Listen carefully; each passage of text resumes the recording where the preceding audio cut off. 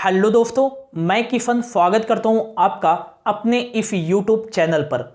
आज की क्लास में क्लास 10th का जो मैथ का एनसीईआरटी बुक्स है उसका अध्याय 1 वास्तविक संख्याओं का जो है प्रश्नावली 1.1 जो है इस संपूर्ण प्रश्नावली को जो है हम हल करने वाले हैं।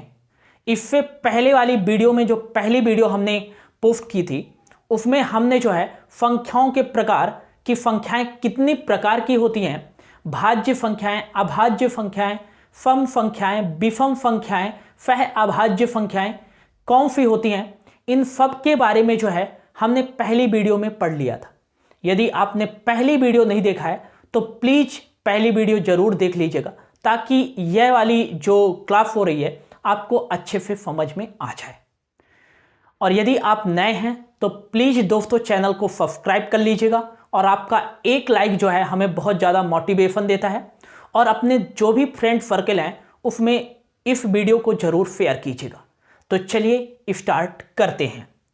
तो पहला जो क्वेश्चन है अध्याय 1 के प्रश्नावली 1.1 का, वो है निम्नलिखित संख्याओं को अभाज्य गुणनखंड के रूप में व्यक्त कीजिए। तो सबसे पहले देख लेते हैं कि अभाज्य गुणनखंड होता क्या है। तो इससे पहले वाली क्लास में मैंने आपको बताया था कि अभाज्य संख्याएं क्या होती हैं। क्या बताया था कि अभाज्य संख्याएं क्या होती हैं। तो मैंने आपको इसकी डेफिनेशन लिखाई थी कि वे संख्याएं जो केवल स्वयं से और एक के अलावा किसी भी तीसरे नंबर से विभाजित नहीं होती हैं, ऐसी संख्या को हम अभाज्य संख्या कहते हैं।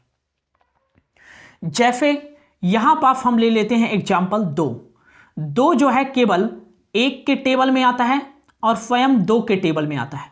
इसके अलावा तीसरी संख्या है ही नहीं जिसके टेबल में 2 आ जाए।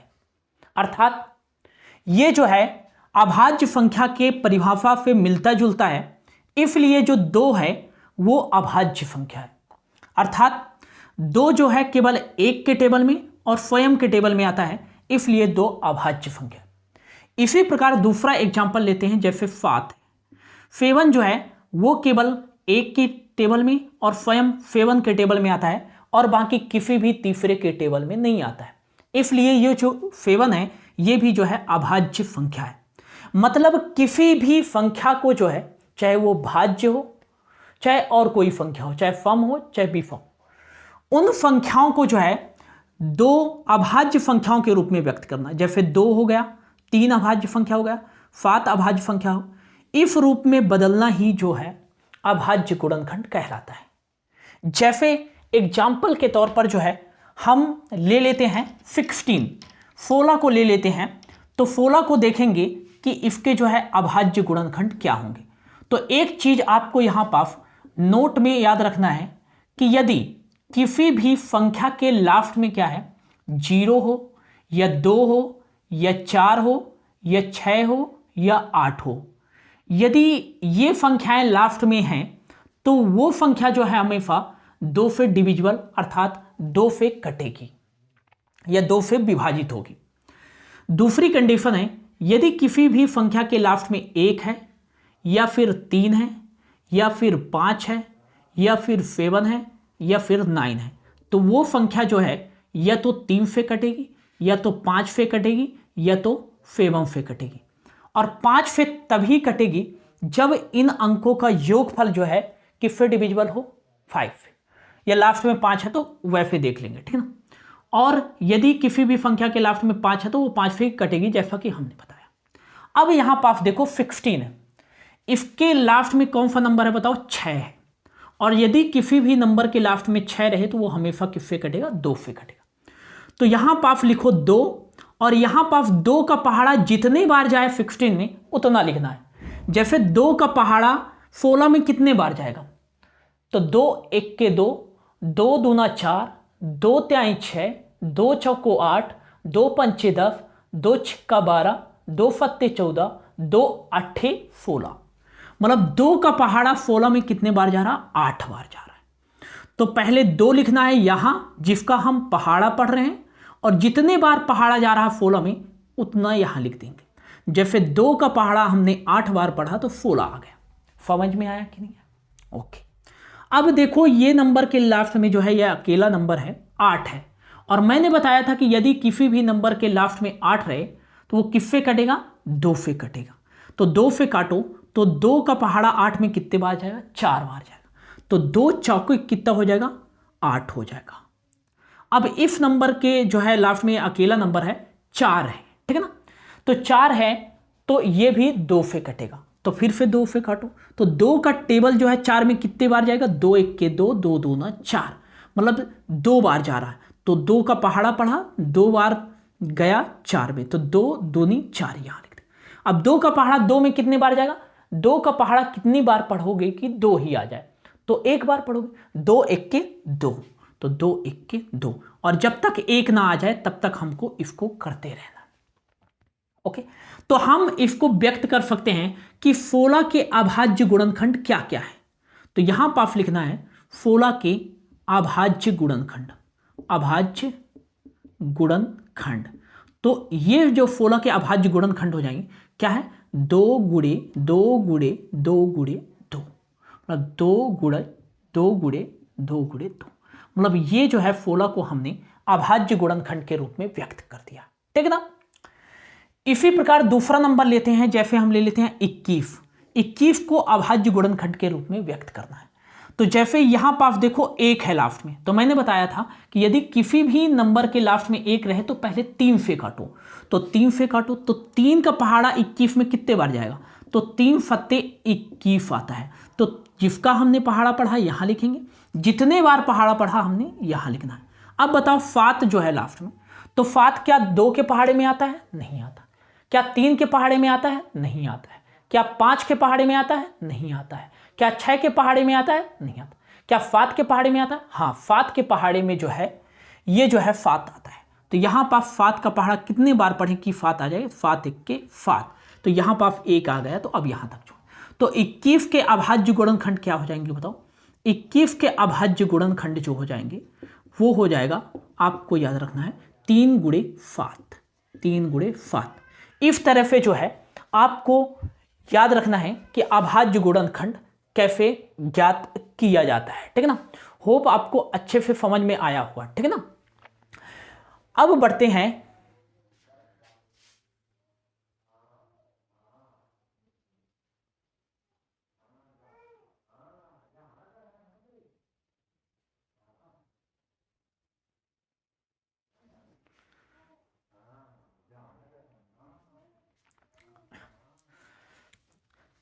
अब बढ़ते हैं अपने क्वेश्चन की ओर। तो मैं इसको मिटा देता हूं। होप आपको समझ में आ गया होगा कि अभाज्य गुणनखंड क्या होता है, ठीक है ना? अब पहला जो क्वेश्चन है 140 है, और 140 को जो है हमें अभाज्य गुणनखंड के रूप में क्या करना है? व्यक्त करना है। तो यहां पास पहला क्वेश्चन हम करने वाले हैं। तो पहला क्वेश्चन है 140, तो आपको यहां पास लिख लेना है हल, यहां पास हल लिखना है, और आपको नोट्स भी ऐसे बनाते जाना है। तो यहां पास लिखेंगे 140 के अभाज्य गुणनखंड, क्या लिखेंगे? 140 के अभाज्य गुणनखंड, ठीक है ना? तो 140 के अभाज्य गुणनखंड लिखेंगे, तो यहां पास हमको 140 लेना है और इसके अभाज्य गुणनखंड लिखा। तो मैंने बताया था कि यदि किसी भी नंबर के लास्ट में 0 है तो वो हमेशा किससे कटेगा? 2 से कटेगा। तो 2 से काटो तो 2 का पहाड़ा क्या 1 में चला जाएगा? नहीं जाएगा। जब 2 का पहाड़ा 1 में नहीं जाएगा तो हम पूरा नंबर ले लेंगे 14, 14 ले लेंगे। अब 2 का पहाड़ा जो है 14 में पढ़ो, 14 में पढ़ो, कितने बार जाएगा? तो 2 1 के 2, 2 2 नी 4, 2 3 6, 2 चौको 8, 2 पंचे 10, 2 छिक्का 12, 2 फत्ते 14। कितने बार जा रहा है दोस्तों? तो 2 फत्ते 7 बार जा रहा। मैंने बताया कि जिसका आप पहाड़ा पढ़ रहे हो तो उसको यहां लिखना है, और जितने बार पहाड़ा पढ़ रहे हो 7 बार हमने पहाड़ा पढ़ा तो यहां लिखना है। ओके, तो 2 फत्ते 2 का पहाड़ा हमने 7 बार पढ़ा तो 2 फत्ते 14 आ गया। अभी भी क्या बचा हुआ है? तो हमने 14 लिया है, अभी 0 बचा हुआ है। तो किसी भी संख्या का टेबल यदि 0 में पढ़ते हो तो वो संख्या 0 ही आ जाती है। मतलब 2 का पहाड़ा हम कितनी बार पढ़ें कि 0 आ जाए, तो 0 बार पढ़ेंगे। 2 फुन्ने फुन, तो 2 0 जा 0। समझ में आया कि नहीं आया? ओके। अब देखो लास्ट में 0 है, तो लास्ट में 0 है तो ये भी किससे डिविजिबल होगा? 2 से डिविजिबल होगा। तो यहां पास सबसे पहले तो 2 से डिविजिबल है तो 2 लिख लो। अब देखो 2 का पहाड़ा 7 में जाएगा, तो बोलोगे नहीं जाएगा भैया। लेकिन 2 से जो 7 है उससे कम में जो है चला जाएगा कि नहीं चला जाएगा? तो 2 का पहाड़ा ऐसे पढ़ना है आपको कि 7 से ज्यादा ना हो, कम हो जाए तो हो जाए। ओके, तो 2 का टेबल पढ़ो। 2 1 के 2, 2 दूना 4, 2 त्याएं 6 और 2 चौको 8। लेकिन ज्यादा हो जा रहा है और यहां कितना चाहिए हमको? 7 ही चाहिए। तो मैंने क्या बताया? ज्यादा नहीं होना चाहिए, कम हो जाए तो हो जाए। तो 2 का पहाड़ा ऐसे पढ़ना है कि 7 से ज्यादा ना हो। तो 2 त्या 6 और जैसे ही 2 चौको 8 करते हैं तो ज्यादा हो जाता, तो कम हो जाए तो हो जाए। तो 2 त्याई क्या कर लेंगे? 6 कर लेंगे। तो देखो 2 का पहाड़ा हमने कितने बार पढ़ा? 3 बार पढ़ा, तो कितना आया? 6। जबकि है ये कितना? 7 है।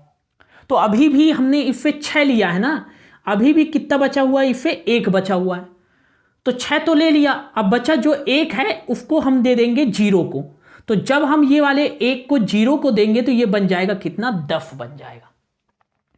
तो अब 2 का पहाड़ा पढ़ना है आपको कि 10 से ज्यादा नहीं होना चाहिए, इक्वल हो जाए तो हो जाए। तो 2 पंचे 10 होता है, 2 पंचे 10। तो 2 का पहाड़ा हमने कितनी बार पढ़ा दोस्तों? 5 बार पढ़ा। तो कितना आ गया? 10। अब पूरी संख्या हमने ये ले आई, ठीक है ना। अब देखो लास्ट में कितना है? लास्ट में है 5। तो लास्ट में 5 है तो या तो ये 3 से कटेगा और या फिर 5 से कटेगा। तो 3 से काटो तो 3 एक कम 3, 3 तो कट रहा है। लेकिन क्या 3 के टेबल में 5 आता है? तो 3 के टेबल में 5 नहीं आता है, इसलिए 3 से नहीं कटेगा। अब जो है 5 बचता है, तो 5 से काटेंगे। तो 5 से काटेंगे तो देखो 5 का टेबल कितनी बार पढ़ोगे कि 35 के बराबर आ जाए या उससे कम आ जाए? तो 5 का टेबल 5 का 5, 5 कम 5, 5 दूना 10, 5 त्याई 15, 5 चौको 20, 5 25, 5 छक्का 30, 5 फता 35। तो 5 का टेबल हमने कितनी बार पढ़ा? 7 बार पढ़ा।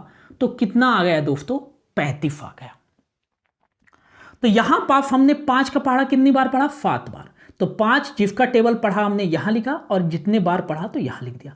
अब बस आपको पता है कि 7 जो है किसके टेबल में आएगा? 7 के टेबल में ही आएगा। तो 7 एक कम 7, 7 का पढ़ा एक बार पढ़ेंगे और जब भी 1 आ गया तो यहां पास अपना स्टॉप कर देंगे इसको, ठीक है ना। अब देखो यहां पास 140 के अभाज्य गुणनखंड क्या हो जाएंगे? 2 गुणे 2 गुणे 5 गुणे 7। तो यहां पास लिखेंगे 2 गुणे 2 गुणे 5 गुणे 7।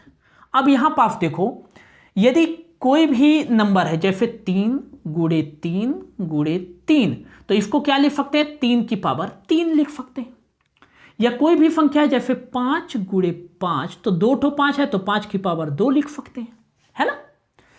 या कि यहां पास 2 गुणे 2 गुणे 2 गुणे 2, 4 ठो 2 है तो 2 की पावर 4 लिख सकते हैं। इसी प्रकार यहां पास देखो 2 गुणे 2 है तो इसको 2 की पावर क्या लिख सकते हैं? 2 लिख सकते हैं। बचा क्या? 5 और गुणे 7। यही आपका क्या हो जाएगा? आंसर हो जाएगा दोस्तों। तो 140 के अभाज्य गुणनखंड क्या हो जाएंगे? 2 की पावर 2 इंटू 5 इंटू 7। ये आपका राइट आंसर हो जाएगा और एग्जाम में आपको इसी तरीके से करना है, ठीक है ना। होप आपको ये क्वेश्चन समझ में आ गया होगा अच्छे से, और यदि अच्छे से आ गया है तो इसको जल्दी से नोट डाउन कर लीजिए। फिर बढ़ते हैं अगले क्वेश्चन की ओर, ठीक है ना। तो जल्दी से इसको नोट डाउन कर लीजिए। होप आप लोगों ने लिख लिया होगा, ठीक है ना। अब बढ़ते हैं अगले क्वेश्चन की ओर। तो अगला जो क्वेश्चन है हमारा वो है सेकंड नंबर। सेकंड नंबर का क्वेश्चन है 156। 156 को जो है अभाज्य गुणनखंड के रूप में व्यक्त करना है। तो यहां पास जो है हम हल लिखेंगे। तो 156 के अभाज्य गुणनखंड आपको दिखना है। 156 के अभाज्य गुणनखंड। गुणनखंड, तो 156 के अभाज्य गुणनखंड देखेंगे तो क्या हो जाएगा। सबसे पहले यहां पास लिखना है आपको 156। तो यहां पास देखो लास्ट में कितना है नंबर के 6 है, तो मैंने बताया था कि किसी भी नंबर के लास्ट में 6 रहे तो वो 2 से कटेगा। तो 2 का पहाड़ा 1 में जाएगा नहीं, तो 2 का पहाड़ा 15 में पढ़ेंगे, कम हो जाए तो हो जाए लेकिन ज़्यादा नहीं होना चाहिए। तो 2 का पहाड़ा यदि 7 बार पढ़ेंगे तो 2 फत्ते कितना आएगा 14, और 2 का पहाड़ा 8 बार पढ़ेंगे तो 2 अट्ठे कितना आएगा 16, है ना। पहला क्वेश्चन मैंने आपको बारीकी से बताया, अब थोड़ा इसमें मैं स्पीड पकड़ूंगा। तो 2 का टेबल जब हम 8 बार पढ़ेंगे तो 16 मतलब ज़्यादा हो जाएगा, और मैंने बताया कि ज़्यादा नहीं होना चाहिए, कम हो जाए तो हो जाए, तो हमको इसको नहीं लेना है। 2 फत्ते 14 हो जाएगा। तो 2 का टेबल हमने कितने बार पढ़ा, 7 बार पढ़ा, तो कितना है 14, जबकि है ये कितना 15 है, तो 14 हमने इससे ले लिए, तो बचा एक, तो बचा है कि नहीं बचा है, बचा है। तो एक जो है हम 6 को दे देंगे, जब भी 6 को 1 देंगे तो ये कितना बन जाएगा 16 बन जाएगा। अब 2 का टेबल पढ़ना है, 16 से ज़्यादा नहीं होना चाहिए, सीधे सीधे 2 अट्ठे कितना आता है 16, तो कितने बार जा रहा है 8 बार, तो 8 यहाँ लिख दो उसके बगल में। ओके, इसी प्रकार 8 है लास्ट में तो 2 से कटेगा, तो 2 से कटेगा, 2 का टेबल 7 में कितने बार जाएगा 3 बार जाएगा दोस्तों, 2 3 6। अभी भी इससे एक बचा हुआ है, एक बचा हुआ है, तो इसको एक दे दोगे तो कितना हो जाएगा, ये 18 हो जाएगा। और जब 18 हो जाएगा तो 2 का टेबल 18 में कितनी बार जाएगा दोस्तों 9 बार जाएगा, 2 9 18, 9 बार आ गया।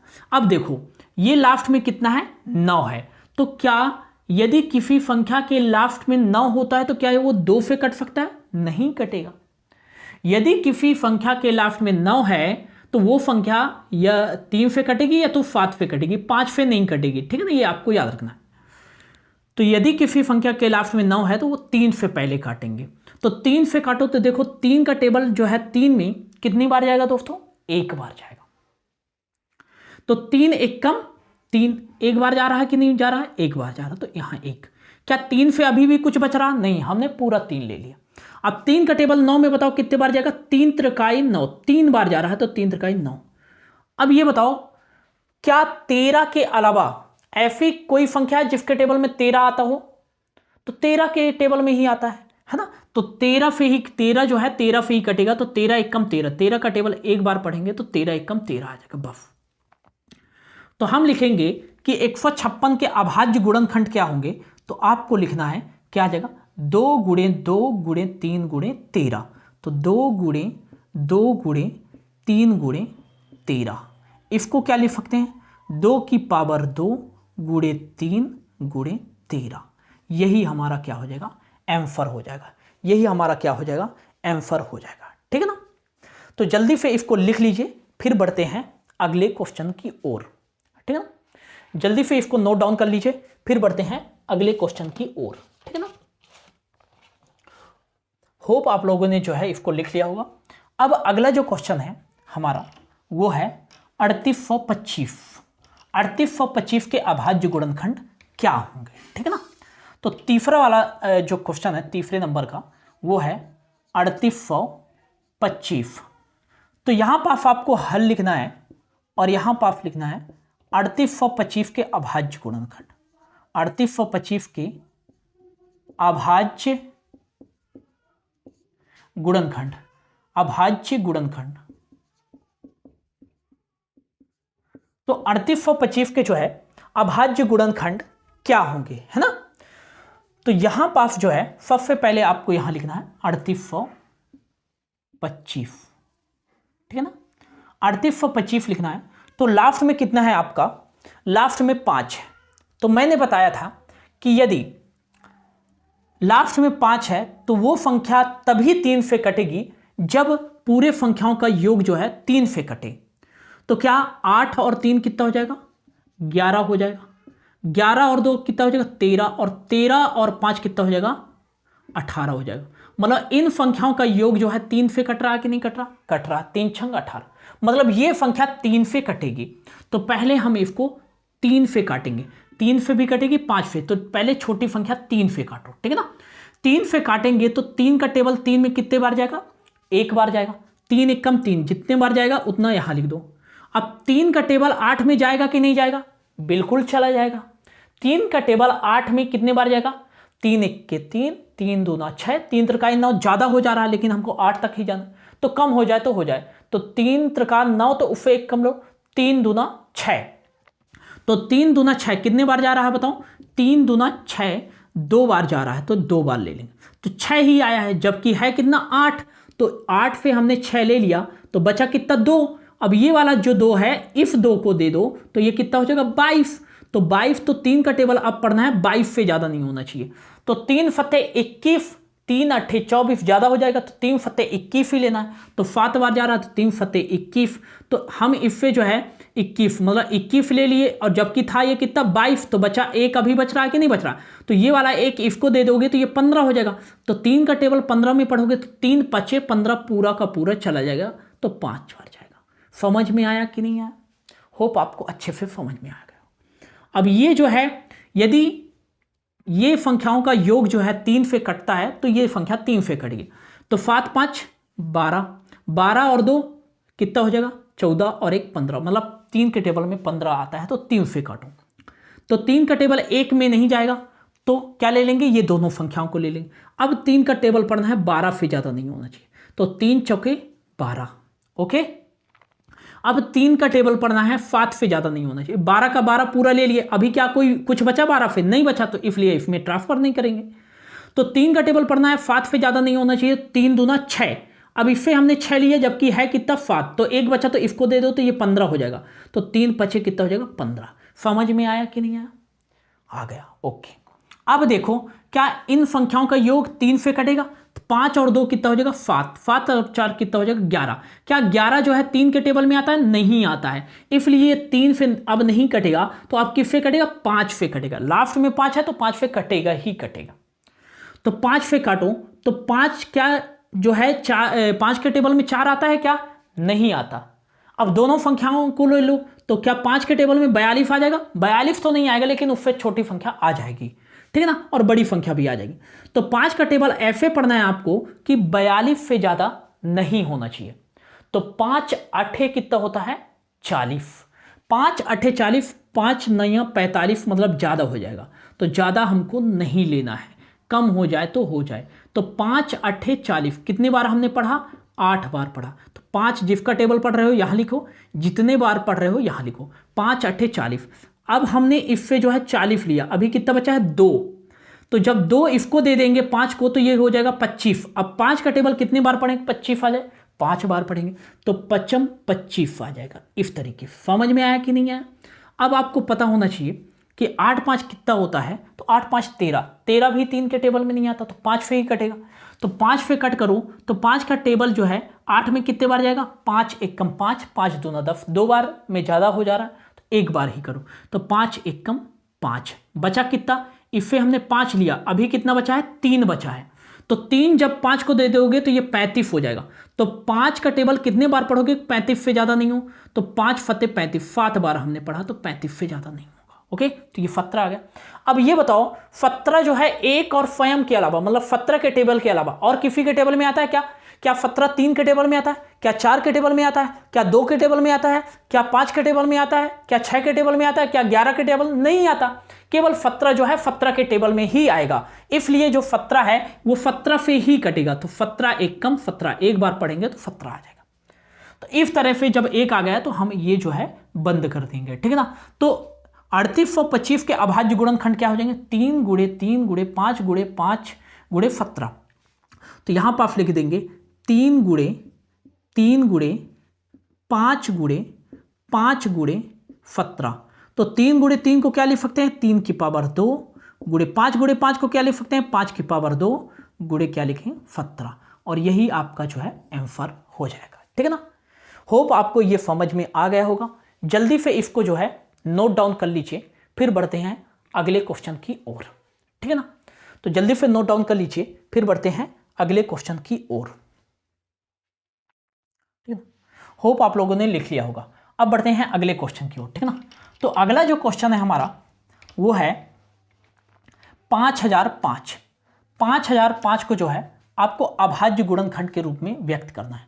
तो 5005 यहां पर आप हल करेंगे, तो 5005 को अभाज्य गुणनखंड के रूप में व्यक्त करना है, तो यहां पर आपको लिखना है 5005। ओके, अब देखो यहां पर आप लिख लेना 5005 के अभाज्य गुणनखंड।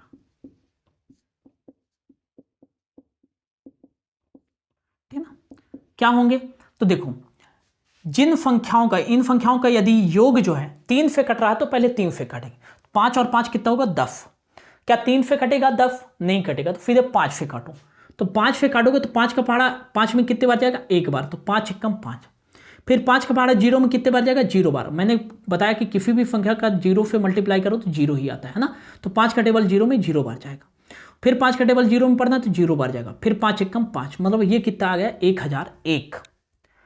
अब यदि किसी संख्या के लास्ट में यदि 1 है तो या तो वो 3 से कटेगी, या तो 7 से कटेगा, या तो फिर 11 से कटेगा, है ना।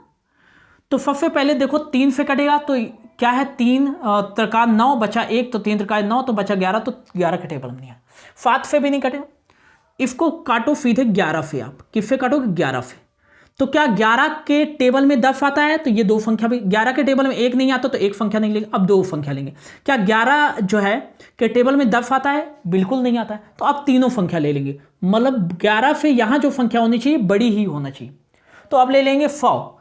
तो 11 का टेबल जो है 100 में कितनी बार पढ़ें कि 100 से ज्यादा ना हो? तो 11 का टेबल जो है ऐसा पढ़ो कि 100 से ज्यादा ना हो, कम हो जाए तो हो जाए। तो 11 एक कम 11, 11 दूना 22, 11 त्यां 33, 11 चौको 44, 11 पच्चे 55, 11 छिक्का 66, 11 फाते 77, 11 आठे 18, 11 99, 11 दहम 110। 11 का गुणा जब हमने 10 बार किया तो 110 आ रहा है, मतलब इससे बड़ा आ रहा है 100 से। तो इससे कम हो जाए तो हो जाए। तो 11 × 9 करेंगे तो 11 9 99, मतलब ये छोटा है 100 से, तो इसको लेंगे, इसको लेंगे, इसको नहीं लेंगे, बड़ा नहीं चाहिए हमको। तो 11 का टेबल हमने कितने बार पढ़ा? 9 बार पढ़ा। जितने बार पढ़ा इतना यहां लिख देंगे। अब कितना आया? 99, जबकि है कितना? 100। तो अभी भी हमने इससे 99 लिया है, बचा कितना? 1 जो है इसको दे दोगे तो ये कितना बन जाएगा? 11 बन जाएगा। और 11 का पहाड़ा 11 में 1 बार जाएगा तो 11 1 के 11 आ जाएगा। समझ में आया दोस्तों कि नहीं आया? होप आपको अच्छे से समझ में आया गया। अब देखो ये 91 जो है किससे कटेगा? तो 1 है लास्ट में, तो या तो 3 से कटेगा या तो फिर 7 से कटेगा। तो 3 से काटो तो 3 त्रिकाई 9, ये पूरा कट जा रहा, बचा 1, तो 3 के टेबल में 1 आता नहीं है। अब 7 से काटो, तो 7 से काटोगे तो 7 एक कम कितना हो जाएगा? 7, बचा 2 तो 21 आता है, मतलब 7 से काटो। तो 7 का पहाड़ा जो है 9 जो है 7 से बड़ा है कि छोटा है? बड़ा है। तो 7 का टेबल पढ़ो 9 में, तो 7 एक कम 7 और 7 दूनी 14। तो मैंने बताया बड़ा नहीं होना चाहिए, कम हो जाए तो हो जाए। तो 7 का पहाड़ा 9 में 1 बार जाएगा, 7 एक कम 7। तो कितने बार जा रहा है टेबल? 1 बार, तो 1 यहां लिख लो। तो 9 था तो इससे हमने 7 ले लिया, बचा कितना? 2। तो 2 जो है 1 को दे दोगे तो ये बन जाएगा 21। और 7 का पहाड़ा 21 में कितने बार जाएगा? 3 बार, तो 7 त्रिक 21। और मैंने बताया कि 13 किसके टेबल में आएगा? 13 के टेबल में ही आएगा, 13 एक कम 13 आ जाएगा। ठीक है ना। तो 5005 का जो है अभाज्य गुणनखंड क्या हो जाएगा? ये हो जाएगा 5 गुणे 11 गुणे, इसको क्रम में लिख दो। पहले लिखो 5 गुणे, फिर लिख दो 7, फिर लिख दो 11, फिर लिख दो 13। यही आंसर है। इसमें कोई भी संख्या रिपीट नहीं हो रही है, इसलिए रिपीट स्क्वायर नहीं लगाया हमने या क्यूब। ठीक है ना। जल्दी से नोट डाउन कर लीजिए, फिर बढ़ते हैं अगले क्वेश्चन की ओर। ठीक है ना। होप आप लोगों ने जो है इसको नोट डाउन कर लिया होगा। ठीक है ना। अब बढ़ते हैं अगले क्वेश्चन की ओर, और ये पहला नंबर जो है इसका लास्ट जो है ये प्रश्न है। ठीक है ना। 5वां नंबर है 7429। 5वां है 7429 को जो है अभाज्य गुणनखंड के रूप में जो है आपको व्यक्त करना है। तो यहां पास लिखना है आपको हल में 7429 के अभाज्य गुणनखंड, अभाज्य गुणनखंड। ठीक है ना। 7429 के अभाज्य गुणनखंड, तो यहां पास आपको लिख लेना है 7429। ये लिखना है, कॉपी में ही लिखना है, और ये क्वेश्चन पूछे जाते हैं काफी बार एग्जाम में। ठीक है ना। तो ये बताओ लास्ट में 9 है तो किससे कटेगा? तो 3 से कटेगा। क्या? 3 दूना 6 और 3 चौको 12, फिर 3 फता 21, 19 बचेगा। तो 19 3 के टेबल में आता नहीं। 7 से भी नहीं कटेगा, इसको आपको काटना है फिर 17 से। किससे काटना है? 17 से काटो। तो 17 से कटेगा तो देखो 17 जो है 17 के टेबल में 7 आता है क्या? नहीं आता है। तो 74 ले लो। तो 17 के टेबल में 17 का टेबल ऐसे पढ़ो कि 74 से ज़्यादा नहीं होना चाहिए, ठीक ना। ये 74 है, तो 74 से ज़्यादा ना हो। तो 17 एकम 17, 17 दूना 34, 17 ते 51, 17 चौको 68, और 17 चौको कितना होता है 68 होता है, और 17 पना कितना हो जाएगा 85 हो जाएगा। तो 85 ज़्यादा हो जाएगा तो इसको नहीं लेना है, 68 वाले को लेना। तो 17 का टेबल हमने कितने बार पढ़ा, 4 बार पढ़ा, तो 4 यहाँ लिख दो। कितना आया 68, तो 68 हमने ले लिया। इसे था कितना 74 था, तो अभी कितना बच रहा है, अभी 74 से 6 बच रहा कि नहीं बच रहा। अब ये जो 6 बचा ये दे दो आप 2 को, तो ये कितना हो जाएगा 62 हो जाएगा। अब 17 का पहाड़ा पढ़ना है कि 62 से ज़्यादा नहीं होना चाहिए। तो 62 से ज़्यादा नहीं होना चाहिए, तो 17 चौको 68, ये तो ज़्यादा हो जाएगा, तो एक कम कर दो, 17 ते 51 ले लो। कितना आ जाएगा 17 ते 51। तो 51 जो है ये 62 था, तो इसमें से हमने 51 ले लिया। तो कितने बार जा रहा है टेबल, 3 बार, 17 ते 51। जब हमने 51 ले लिया तो था कितना 62 था। तो अभी कितना बच रहा है, अभी कितना बच रहा, 11 बच रहा कि नहीं बच रहा, 11 बच रहा। और जब 11 ये 9 को दे दोगे तो ये कितना हो जाएगा, 11 जब आप इससे 9 को दोगे तो 119 हो जाएगा। और 119 के टेबल में 17 आता है कि नहीं आता है, सॉरी 17 के टेबल में 119 आता है कि नहीं आता है, तो आता है। 17 छिक्का 102 और 17 फत्ते कितना हो जाएगा 119। मतलब ये पूरा कट रहा है, कितने बार पढ़ने पर, 7 बार पढ़ने, 17 फत्ते 119 आ जाएगा।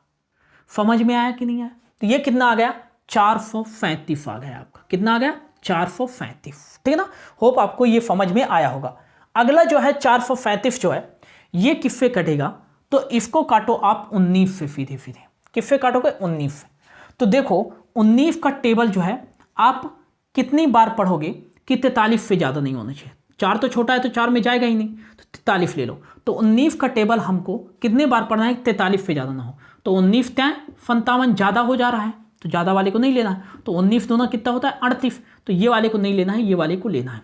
तो 19 का टेबल हमने कितनी बार पढ़ा, 2 बार पढ़ा, तो कितना आया 38। तो हमने 43 से 38 ले लिया, बचा कितना 5, और ये 5 हम 7 को देंगे तो कितना आ जाएगा 57। तो 19 का टेबल 57 में कितने बार आ जाएगा बताओ दोस्तों, 3 बार जाएगा। तो 19 त्या 57, 3 बार जा रहा है, तो यहाँ पर लिख लो। अब बचा क्या 23 जो है स्वयं के टेबल में आता है, बाकी किसी के टेबल में नहीं आता है। तो 23 जो है 23 से ही कटेगा, 23 एकम 23। तो यहाँ पास जो है 1 आ गया तो रोक देंगे। तो इसके जो है 7429 के अभाज्य गुणनखंड क्या हो जाएंगे, 17 गुणे 19 गुणे 23, और यही आपका जो है आंसर हो जाएगा। क्या हो जाएगा, यही आपका आंसर हो जाएगा। जल्दी से इसको नोट डाउन कर लीजिए, जल्दी से इसको नोट डाउन कर लीजिए। फिर बढ़ते हैं अगले क्वेश्चन की ओर, ठीक है ना, अगले क्वेश्चन की ओर।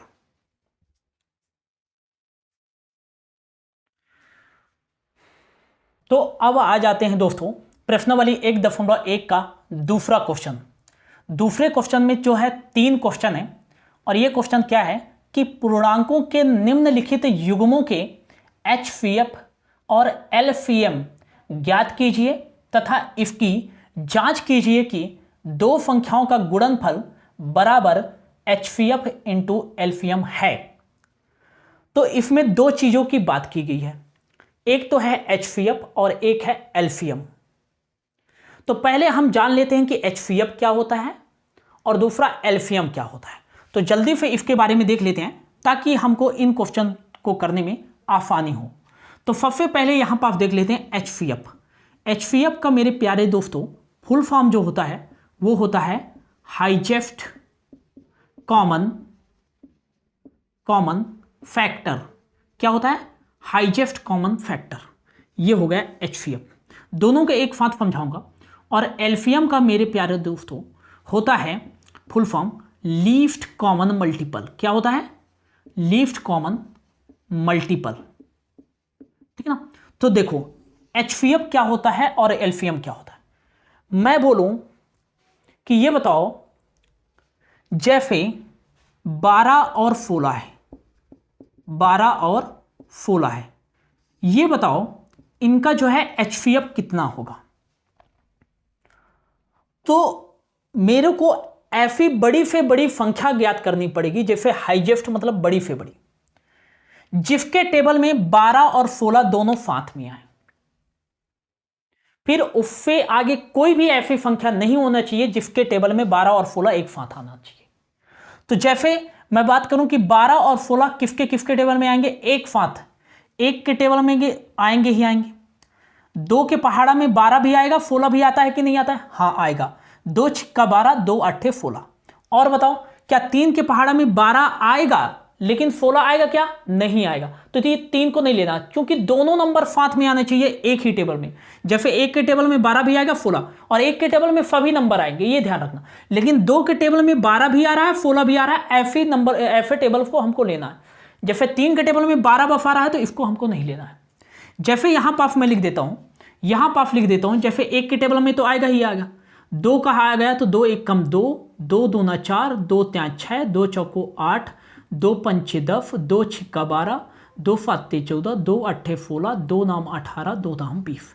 3 का ले लो, 3 एक कम 3, 3 दूना 6, 3 त्रिका 9, 3 चौको 12, 3 पच्चे 15, 3 छंग 18, 3 फते 21, 3 फते 21, 3 अट्ठे 24, 3 नमा 27, 3 दाम 30। ठीक ना। 4 का ले लो, 4 एक के 4, 4 दूना 8, 4 तेई 12, 4 चौको 16, 4 पंचे 20, 4 छंग 24, 4 फत्ते 28, 4 अट्ठे 32, 4 नैया 36, 4 दहा 40। तो ये बताओ कि यहां पास आप देखोगे कि 12 और 16 एक ही टेबल में आना चाहिए। तो किसके टेबल में, 2 के टेबल में आ रहा है, ये 12 भी आ रहा और ये 16 भी आ रहा। लेकिन हमको चाहिए क्या, हाईएस्ट कॉमन फैक्टर चाहिए, मतलब बड़ी से बड़ी संख्या, ऐसी संख्या चाहिए जिसके टेबल में साथ में 12 और 16 आए। तो हाईएस्ट क्या हो जाएगा, क्या 3 के टेबल में 12 और 16 आ रहा है, नहीं, केवल 12 बफ आ रहा है, 16 नहीं आ रहा है, तो इसको तो हम लेंगे ही नहीं। लेंगे, मैंने क्या बताया, दोनों जो है एक ही टेबल में आना चाहिए, 12 और 16। क्या 4 के टेबल में 12 और 16 आएगा, यस सर, 12 4 के टेबल में भी आएगा और जो है 16 भी 4 के टेबल में आएगा। तो मतलब ये वाला छोटा वाला तो हम लेंगे नहीं। जब 12 और 16 4 के टेबल में ही आ रहा है तो हम लेंगे बड़ी वाली। और ये बताओ 4 के अलावा ऐसी संख्या मेरे को बता दो जिसके टेबल में 12 और 16 साथ में है ही नहीं। या तो 12 आएगा किसी के टेबल में या तो 16 आएगा, लेकिन साथ में 4 के अलावा किसी भी संख्या में नहीं आएगा जो 4 से बड़ी संख्या है। तो हमको बड़ी से बड़ी संख्या लेना है। तो 12 और 16 जो है बड़ी से बड़ी संख्या में आ रहा है, किसमें, 4 में। तो 12 और 16 का जो है HCF जो हो जाएगा वो 4 हो जाएगा। क्या हो जाएगा दोस्तों, 4 हो जाएगा। समझ में आया कि नहीं आया, समझ में आया कि नहीं आया, ओके, समझ में आ गया। दूसरा एग्जांपल लो, समझ में नहीं आया तो ये वाला समझ में आएगा, ठीक है ना। जैसे मैं बोलूं कि ये बताओ 18 और जो है ये बता दो 21, 18 और 21 का जो है यह कि आप कर लो 18 और 12, 12 और 18। ये बताओ ऐसी बड़ी से बड़ी संख्या बताओ जिसके टेबल में 12 भी आए और 18 भी आए। तो क्या 2 के टेबल में 12 और 18 आता है, हाँ आता है, लेकिन ये बड़ी से बड़ी संख्या नहीं। क्या 3 के टेबल में 12 और 18 आता है, हाँ आता है, लेकिन ये बड़ी से बड़ी संख्या नहीं है। क्या 4 के टेबल में 12 तो आता है लेकिन 18 नहीं आता है ना, तो इसको तो लेंगे ही नहीं, क्योंकि दोनों जो है संख्याएं एक ही टेबल में आने चाहिए। 5 के टेबल में 12 भी नहीं आता, 18 भी नहीं आता। 6 के टेबल में 12 भी आता है, 18 भी आता है। फिर 6 के बाद कोई ऐसी संख्या मेरे को बता दो जिसके टेबल में 12 और 18 दोनों साथ में आए। है क्या वो वैसी संख्या, नहीं है। 7 में 12 18 आता ही नहीं है, 8 में आता ही नहीं है, 9 में भी 18 आता है लेकिन 12 नहीं आता है। तो बड़ी से बड़ी ऐसी संख्या जो है 6 है जिसके टेबल में 12 और 18 आ रहा है। वैसे तो आने को 2 में भी आ रहा है, 3 भी, लेकिन ये छोटे हैं, हमको बड़ी से बड़ी लेना है, मतलब ऐसी संख्या लेना है जिसके बाद में ये दोनों नंबर आए ही ना किसी के टेबल में, है ना। तो जैसे यहां पास मैं लिख लेता हूं 2 का टेबल, 2 एक कम 2, 2 दूनी 4, 2 त्यां 6, 2 चौको 8, 2 पंचे 10, 2 छक्का 12, 2 फत्ते 14, 2 अट्ठे 16, 2 नाम 18, 2 दहम 20, 3 एक के 3, 3 दूना 6, 3 त्रिका 9, 3 चौको 12, 3 पच्चे 15, 3 छग 18, 3 फते 21, 3 अट्ठे 24, 3 नमा 27, 3 दहम 30। 4 में तो आएगा ही नहीं, 5 में नहीं है, 6 का लिख लो। 6 एक के 6, 6 दूनी 12, 6 त्रिक 18, 6 चौको 24, 6 पंचे 30, 6 छांगे 36, 6 सात 42, 6 8 48, 6 नैया 54 6 दाम 60। तो ये देखो इफ में भी 12 आ रहा है, इफ में भी 18 आ रहा है, तो लेकिन छोटी है तो इफ को नहीं लेंगे। इफ में भी 12 आ रहा है, इफ में भी 18, छोटी है तो नहीं। बड़ी संख्या जो है 6 हो जाएगी। इसके बाद किसी भी टेबल में 12 और 18 साथ में नहीं आएंगे, तो ये जो 6 है 12 और 18 का क्या हो जाएगा, HCF हो जाएगा। इसलिए जो है 12 और 18 का HCF क्या होगा दोस्तों, 6 हो जाएगा। समझ में नहीं आया, आ गया। अब ये तो तरीका हो गया आपका पुराना तरीका कि HCF, ये मैंने आपको समझाने के लिए किया। तो क्या HCF निकालने के लिए फिर यही मेथड अप्लाई करना, बिल्कुल नहीं। HCF निकालने के लिए ये जो मेथड है आपको अप्लाई करना है। जैसे हमने अभी देखा 12 और 18, अभी हमने किसमें देखा, टेबल पढ़ के। लेकिन 12 और 18 का जो है आपको HCF ज्ञात करना है, तो सीधे आप क्या करो, 2 से डिवाइड करो। 2 छिक्का 12, 2 त्या 6 और 3 एकम 3। तो ये बताओ 12 के अभाज्य गुणनखंड क्या हो गए, 2 गुणे 2 गुणे 3, 2 गुणे 3, 2 गुणे 3। और 18 का ऐसे करो, 18 का जो है ये किससे कटेगा, 2 नाम 18 और 3 त्रिका 9 और 3 एकम 3, ठीक है ना। तो 18 के जो है गुणनखंड क्या हो गए, 2 गुणे 3 गुणे 3। अब मेरे को बताओ 12 और 18 में ऐसी कौन कौन सी संख्या हैं जो दोनों में मिलती हो। तो जो जो मिलती हैं उनको गोला कर लो। ये 2 मिलता है और ये 3 मिलता है, और जो संख्याएं मिल रही है ना उसको अलग से लिख लो। जैसे 2 मिल रहा है और 3, तो 2 गुणे क्या लिख लो, 3, और इनका गुणा कर दो, 3 दूना 6, और यही क्या हो जाएगा, 12 और 18 का क्या हो जाएगा, HCF हो जाएगा दोस्तों। समझ में आया कि नहीं आया। इसी प्रकार लेना है हमको, जैसे 12 और 16 का, जैसे हमको लेना है कोई भी संख्या ले लो, जैसे 18 और 27 का लेना है ना, 18 और 27 का लेना। तो 2 नाम 18, फिर 3 से कटेगा 9, 3 त्रिका 9 और 3 एकम 3। 27 को काटो, 3 से कटेगा 3 नमा 27, और फिर 3 त्रिका 9 और 3 एकम 3। तो ये बताओ 18 का जो है गुणनखंड क्या है मेरे प्यारे दोस्तों, 2 गुणे 3 है कि नहीं है, है। और एक जो 27 है इसका गुणनखंड क्या है दोस्तों, 3 गुणे 3 गुणे 3, 3 गुणे 3 गुणे 3। अब देखो इन दोनों में कौन कौन सी संख्याएं मिल रही हैं, ये दोनों मिल रहे हैं 3 3, और ये वाले 3 3 भी मिल रहे हैं। मतलब 2 संख्याएं मिल रही हैं, क्या मिल रही हैं, इन दोनों में से एक 3 लो और इन दोनों में से एक 3 लो, तो ये हो जाएगा 3 त्रिका 9। तो मतलब कि 18 और 12 का जो 18 और 27 का जो HCF होगा वो क्या हो जाएगा, 9। ये जो है अच्छा मेथड है HCF निकालने का, ओके। और इसी मेथड से हम HCF निकालेंगे।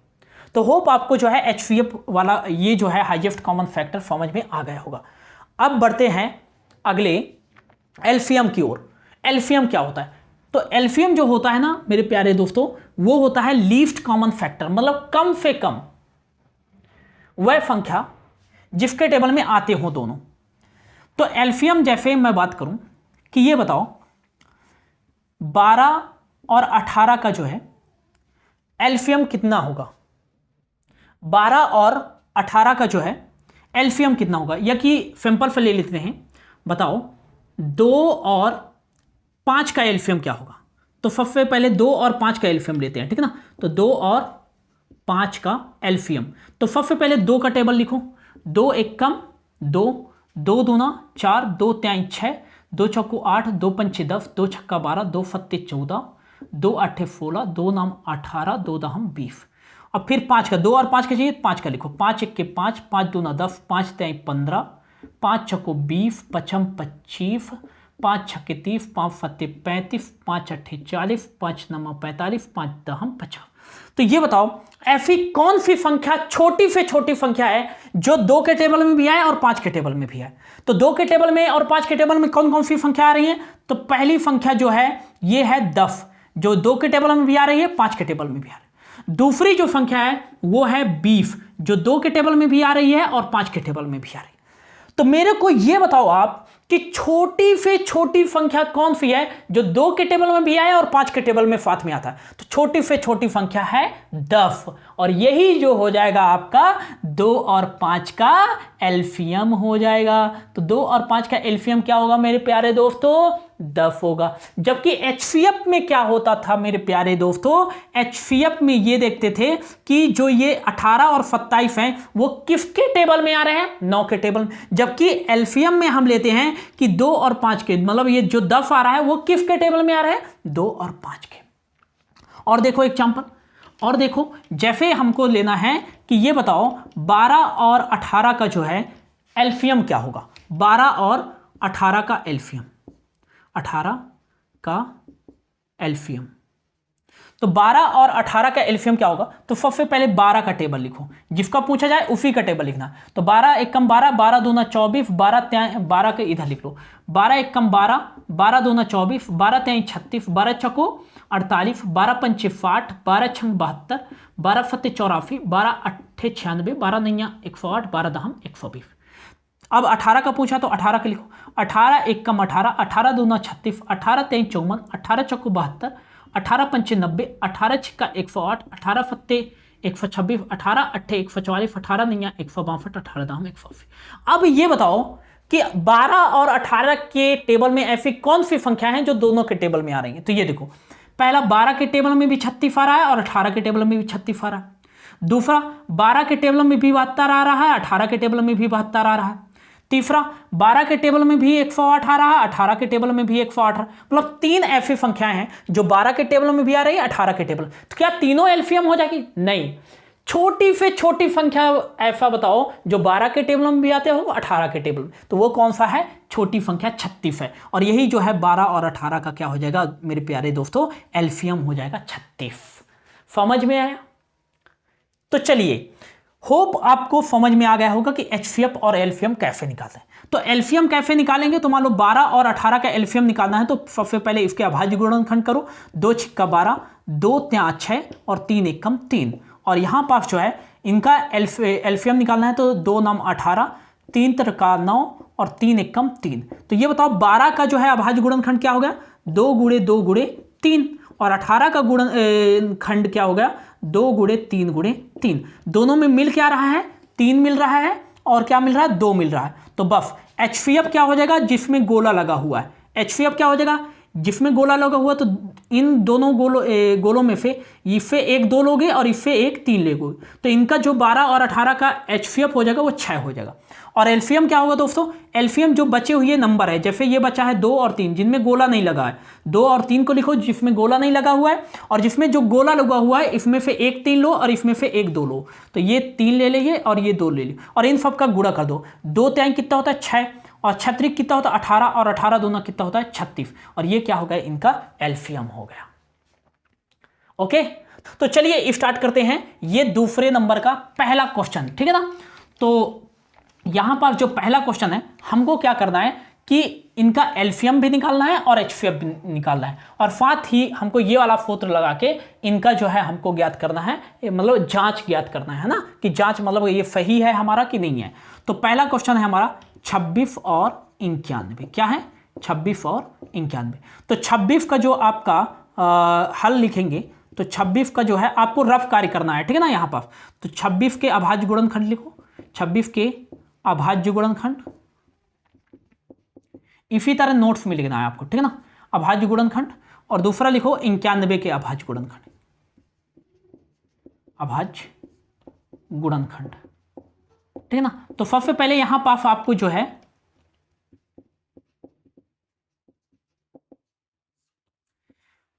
सबसे पहले 26 का अभाज्य गुणनखंड करो। तो ये चीज आपको रफ में करनी है, ठीक है ना। 26 के अभाज्य गुणनखंड क्या हो जाएगा?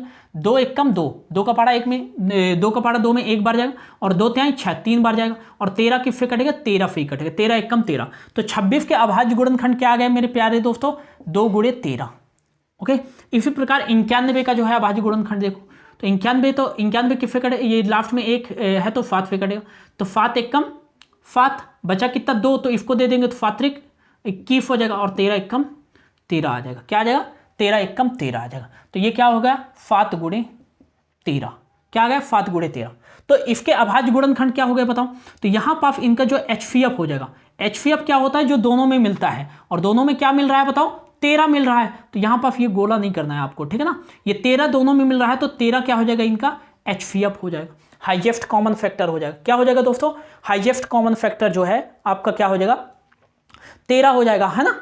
और एल्फियम क्या होगा दोस्तों? तो इन दोनों में गोला लगा दो, चूंकि HCF है तो इसमें से एक 13 लेना है जब एल्फियम ज्ञात करेंगे। तो एल्फियम क्या हो जाएगा दोस्तों? सबसे पहले तो जिसमें गोला नहीं लगा है उसको लिखो, 2 गुणे 7, और ये जो गोला लगा हुआ है इसमें से एक 13 लिखो, तो इनका गुणा कर दो। तो 2 फत्ते कितना हो जाएगा? 14, 7 दूनी 14, और 14 को गुणा या कि कर लो 13 फत्ते 13 फते 91 और 91 दूनी कितना हो जाएगा, तो 91 का गुणा 2 से करोगे तो कितना आ जाएगा 182 आ जाएगा। मतलब कि इनका जो एल्फियम आ गया आपका 182 आ गया। क्या आ गया 182 आ गया, ठीक है ना। कितना आ गया 182। इसको मैं मिटा दे रहा हूं, ठीक है ना। एग्जाम में आपको इतना बफ लिखना है, ये इतना, इसको रफ में करना है, ठीक है ना। तो कितना आ गया 182 आ गया। अब इसकी हमको जांच करना है, क्या करना है जांच करना है, क्या करना है जांच। और जांच के लिए सूत्र क्या है, दो संख्याओं का गुणनफल। क्या है, दो संख्याओं का गुणनफल। गुणनफल बराबर क्या होता है HCF इंटू एल्फियम, HCF इंटू एल्फियम। तो देखो दो संख्याएं कौन सी जिनका हमने HCF और एल्फियम निकाला। तो दो संख्याएं कौन सी हैं 26 गुणे 91, इनका क्या बोला है गुणनफल, तो गुणनफल कर लिए, ठीक है ना। अब HCF कितना आया है हमारा 13, तो HCF की जगह 13 लिख दो। गुणे एल्फियम कितना आया है हमारा 182, तो 182 लिख दो, ठीक है ना। तो बस 26 का गुणा 91 से करो तो कितना आएगा, तो सीधे 26 गुणे क्या कर लो 91, कितना कर लो 91। तो 1 छक्के 6 आ जाएगा और 2 एक्के 2 आ जाएगा। 9 छिक्का कितना आ जाएगा 54 की 4 यहाँ पास लिख दो और कैरी कितना आ जाएगा 5 और 9 दूनी कितना हो जाएगा 18, 18 और 5 कितना हो जाएगा 23। तो यहाँ पास क्या आ जाएगा 6, 4 और 2 6 और 3 और 2 मतलब 2300 कितना आ गया 66 आ गया। जब हमने इसका गुणा किया 26 का 91 में तो कितना आया 2366 आ गया। बराबर 13 का गुणा 182 में करो तो 182 गुणे 13। आहिस्ता आहिस्ता करना है, कोई जल्दीबाजी नहीं, ठीक है ना, आराम से अपने को पढ़ना है। तो 13 दूनी कितना हो जाएगा 26 की 6 हासिल 2, 13 अट्ठे कितना होता है 104, 104 और 2 कितना होता है 106, 106 का 6 आ जाएगा हासिल 10, 13 एकम 13 और 10 कितना आ जाएगा 23। तो इसका भी एम्फर कितना आएगा 2366। और जब दोनों के एम्फर इक्वल आ रहे हैं तो मतलब हमारा जो है ये सही है और यही तुम्हारा क्या हो जाएगा एम्फर हो जाएगा। होप दोस्तों आपको ये अच्छे से समझ में आ गया होगा, ठीक है ना।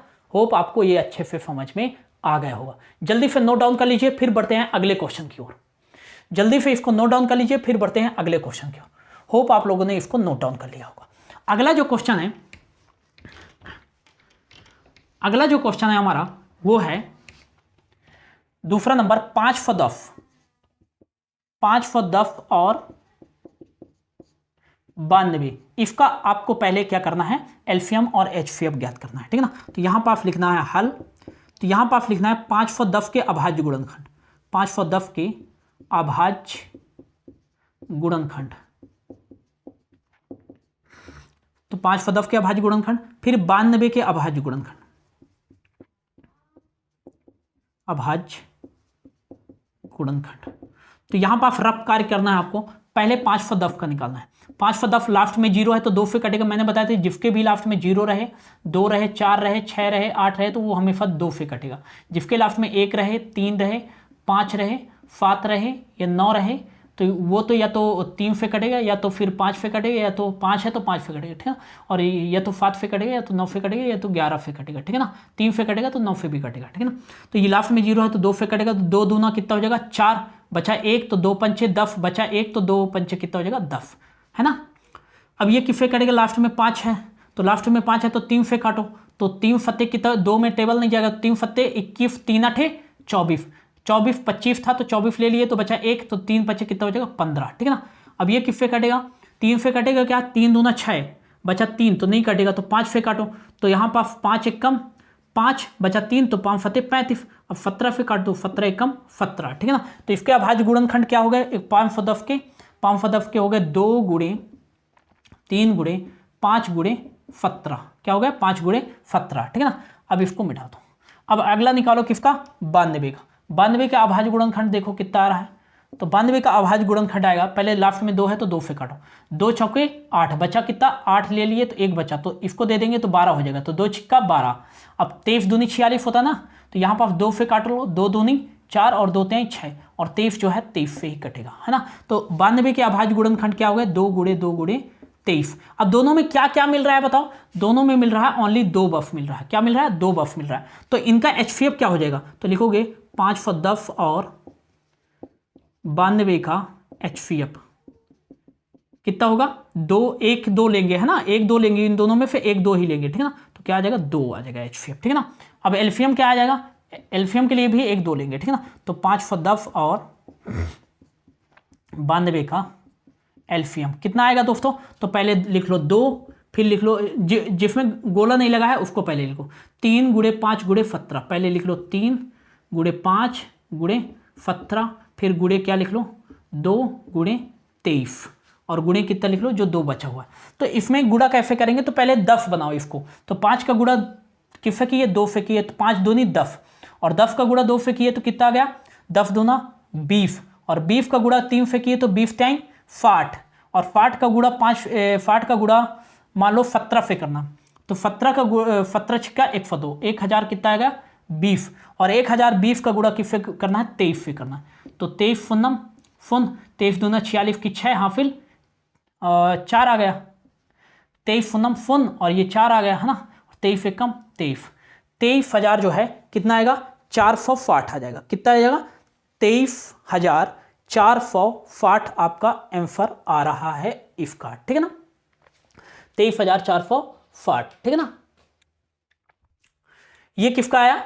इनका क्या आ गया आपका एलसीएम आ गया 510 और 92 का एलसीएम, ठीक है ना। अब इनकी जांच करनी है, नीचे लिख देता हूं 23,460, ठीक है ना। इनका एक एक करके गुणा करना है, 23,460 जो है इनका क्या आ गया एलसीएम आ गया दोस्तों, क्या आ गया एलसीएम, ठीक है ना। अब इनका जो है जांच करना है, तो जांच के लिए जो सूत्र होता है आपका वो क्या होता है, दो संख्याओं का गुणनफल, दो संख्याओं का गुणनफल इक्वल HCF इंटू एलसीएम, ठीक है ना। तो दो संख्याओं का गुणनफल मतलब जो दो संख्याएं हैं 510 और 92 का गुणनफल, तो इसको इस तरीके से भी अभी लिख सकते हैं N1 इंटू N2, पहले वाले क्वेश्चन में नहीं बताया था, इस तरीके से भी लिख लो बराबर HCF इंटू एलसीएम। N1 मतलब नंबर 1, N2 मतलब नंबर 2। नंबर 1 क्या है 510 लिख लो, गुणे नंबर 2 क्या है 92 है ना, हाँ 92 बराबर HCF इनका कितना आया है 2 आया है और एलसीएम कितना आया है 23,460 आया है, यही आया ना। हाँ अब देखो 92 का गुणा 510 से करो, तो 510 गुणे क्या कर लो 92, तो 2 फुन्नम फुन 2 एकम 2 और 2 पंचे 10, 9 फुन्नम फुन 9 इक्का 9 और 9 अपना 45 आ जाएगा, है ना। तो यहाँ पास 0 आ जाएगा और 2 आ जाएगा, यहाँ पास 9 आ जाएगा, यहाँ पास 6 आ जाएगा, 4 आ जाएगा, मतलब 46,920 आ गया। कितना आ गया इन दोनों का गुणा करने पर 46,920 बराबर इनका भी 46,920 आएगा। क्या 2 फुन्नम फुन 2 छिक्का 12 की 2 हाफिल 1, 2 चौको 8 और 1 9 और 2 त्याई 6 और 2 दूनी 4, 46,920 मतलब ये दोनों इक्वल आ रहे हैं, है ना। तो यहाँ पास क्या हो जाएगा ये आंसर हो जाएगा। जल्दी से इसको आप नोट डाउन कर लो, जल्दी से नोट डाउन कर लो, ठीक है ना। जल्दी से इसको लिख लीजिए, फिर बढ़ते हैं अगले क्वेश्चन की ओर। जल्दी से इसको लिख लीजिए, फिर बढ़ते हैं अगले क्वेश्चन की ओर। होप आप लोगों ने इसको लिख लिया होगा। अब आता है हमारा सेकेंड क्वेश्चन का लास्ट थर्ड नंबर, ठीक है ना। थर्ड नंबर में क्या है 336 और 54, 336 और 54,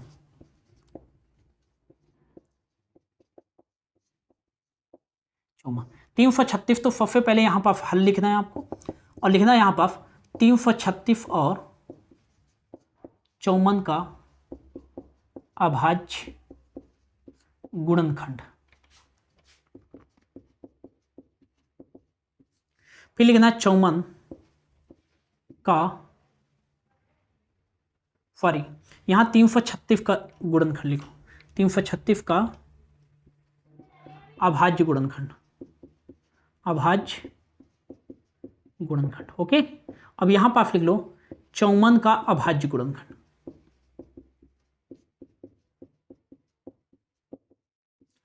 ठीक है ना।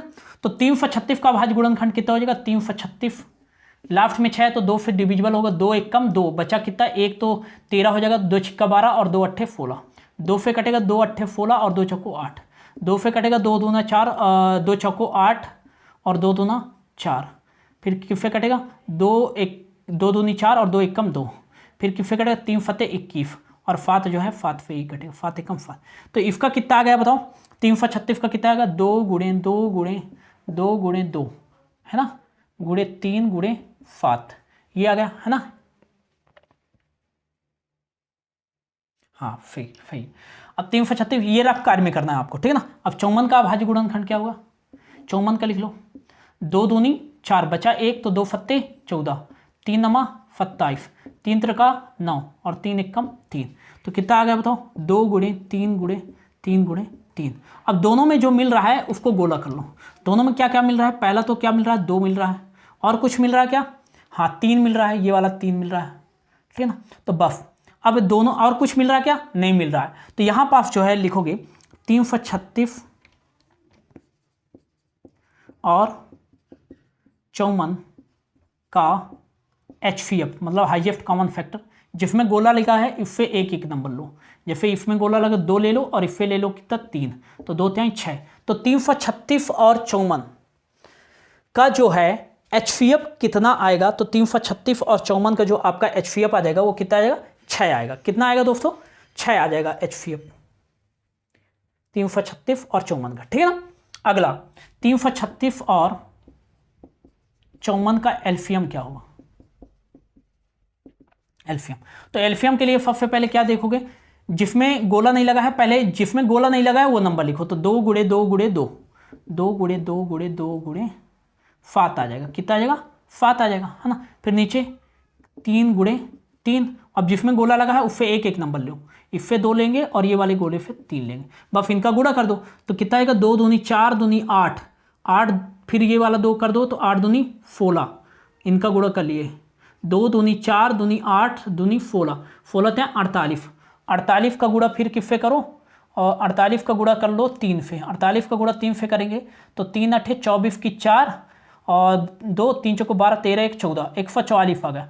अब 144 का गुणा फिर से 3 से करोगे तो 144 गुणे कितना हो जाएगा 3, तो 3 चौको 12 की 2 हाफिल 1, 3 चौको 12 और 1 13 की 3 हाफिल 1 और 3 कम 3 और 1 4, 432। अब 432 का गुणा किससे करोगे, 7 से करोगे, 7 से करोगे तो 7 दूनी 14 की 4 हाफिल 1, 7 त्रिक 21 और 1 22 की 2 हाफिल 2, 7 चौको 28 और 2 कितना हो जाएगा 30, तो 3024 आ जाएगा, कितना आ जाएगा 3024, यहाँ लिख लोगे 3024, इनका क्या आ जाएगा, एलसीएम आ जाएगा, क्या आ जाएगा दोस्तों, एलसीएम, ठीक है ना। ये गोला बाद में फिर आप हटा देना, ठीक है ना, 3024। अब इनका जांच करना है, क्या करना है, जांच करना है। जांच के लिए सूत्र क्या होता है, 2 संख्याओं का गुणनफल into equal HCF into LCM, 2 संख्या मतलब N1 इंटू N2 बराबर HCF इंटू एलसीएम, ठीक है ना। तो यहां पर जो है N1 पहला नंबर क्या है 336, दूसरा नंबर कितना है 54 बराबर HCF कितना है तुम्हारा 6, एलसीएम कितना है 3024, ठीक है ना। तो पहले 336 का गुणा 54 से करो, 336 का गुणा जब 54 से करेंगे 336 गुणे 54, तो 4 छंक 24 की 4 हाफिल 2, 4 3 12 13 1 14 की 4 हाफिल 1, 4 3 12 और 1 13, 13 44, 5 छक्का 30 की फुन हाफिल 3, 5 3 15 और 3 18 की 8 हाफिल 1, 5 3 15 और 1 16, तो कितना आ गया 4 4 8 3 कितना हो जाएगा 11 की 1 हाफिल 1, 6 और 1 7 और 1 8 और यहाँ पर कितना 1, 18144 आ गया इसका, क्या 18144 का भी आंसर आएगा क्या, तो देखो 3024 का गुणा किससे कर दो आप 6 से कर दो, तो 6 चौको 24 की 4 हाफिल 2, 6 दूनी 12 13 1 14 की 4 हाफिल 1, 6 फुन्नम फुन और यहाँ पर 1 छत्रिक 18, हाँ 18144, मतलब ये वाला क्वेश्चन भी हमारा एकदम सही है, दोनों का सेम आना चाहिए आंसर, ठीक है ना, ये आंसर आ जाएगा। जल्दी से इसको नोट डाउन करो दोस्तों, फिर बढ़ते हैं आगे क्वेश्चन की ओर, जल्दी से इसको नोट डाउन कर लो, फिर बढ़ते हैं अगले क्वेश्चन की ओर।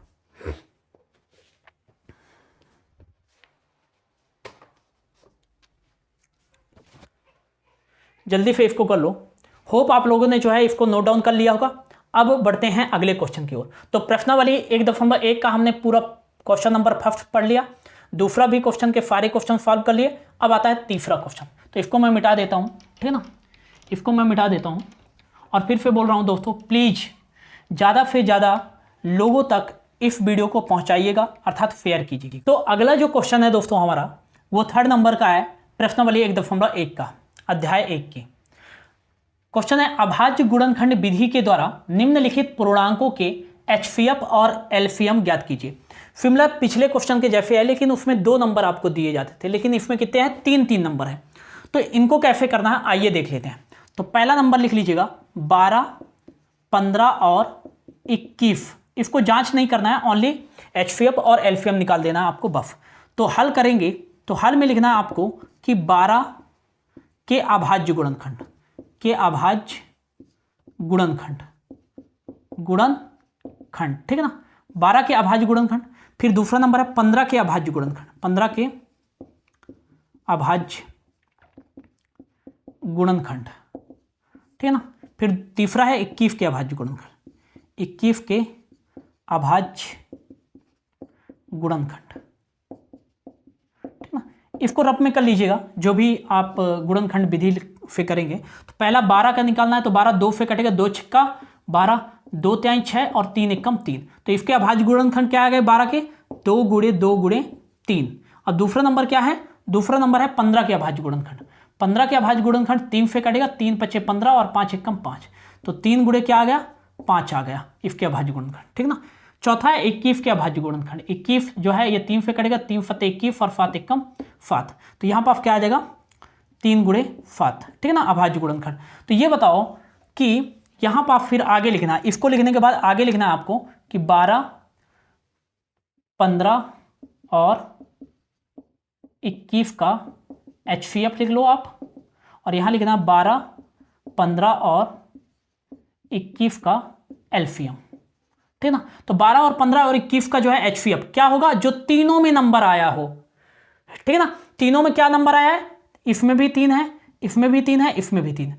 और क्या तीनों में और कोई नंबर मिल रहा है, क्या 7 इसमें है, नहीं है, तो ये नहीं होगा। 5 क्या इसमें है, नहीं है, तो नहीं होगा। तीनों में केवल 3 मिल रहा है, तो जो मिल रहा है तीनों में वही क्या हो जाएगा, HCF हो जाएगा। HCF क्या हो जाएगा दोस्तों, 3 हो जाएगा। अगला जो है LCM क्या होगा, तो ये तीनों में से एक 3 लेना है, ठीक है ना। आपको LCM जब लिखोगे, ये मैं ऐसे टिक कर देता हूँ, फिर आपको मिटा देना है, ठीक है ना। ये जो 3 है इसमें से LCM जब आप लिखोगे तो एक 3 लेना है, बाकी पहले जो बचे हुए हैं उसको लिख दो। LCM क्या है, 2 गुणे 2, फिर क्या है गुणे 5, फिर क्या है गुणे 7 और एक 3 लेना है इसमें, ठीक है ना। तो क्या आ जाएगा, 2 दूनी 4, 4 पंचे 20, 20 फत्ते 140, 140 तय कितना होगा 420।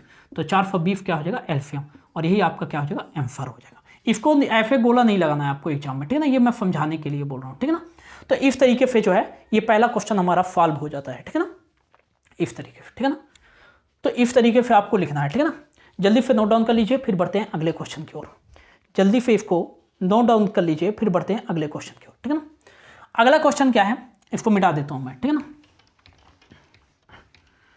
अगला क्वेश्चन है दूसरा 17, 23 और 29। 17, 23 और 29, ठीक है ना। हल करेंगे तो यहां पर आपको लिखना है 17 के अभाज्य गुणनखंड,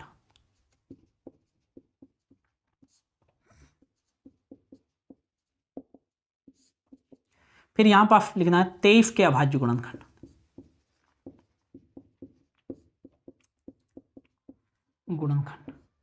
फिर लिखना है 29 के अभाज्य गुणनखंड,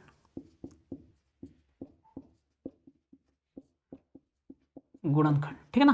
तो यहां पर आप लिखोगे पहले 17 के अभाज्य गुणनखंड क्या है, 17 किससे कटेगा, 17 फी कटेगा, 17 एकम 17, फिर ये हो जाएगा, यहां तक करना है। तो इसका अभाज्य गुणनखंड 17 का क्या हो गया, 17 और गुणे क्या है 1 कर दो, मतलब कुछ नहीं मिल रहा तो एक ही तो करना पड़ेगा, अकेले 17 को नहीं लिख सकते, एक के साथ लिख देते हैं, ठीक है ना।